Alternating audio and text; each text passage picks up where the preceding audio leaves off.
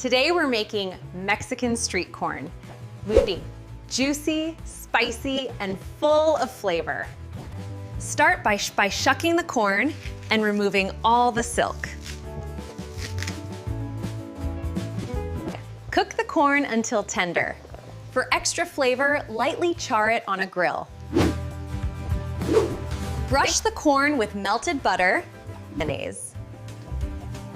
Sprinkle cotija cheese, a pinch of chili powder, and a squeeze of fresh lime. Soft, flavorful, and absolutely irresistible.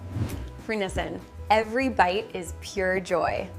Your Mexican street corn is ready to be out. Juicy, cheesy, and bursting with flavor.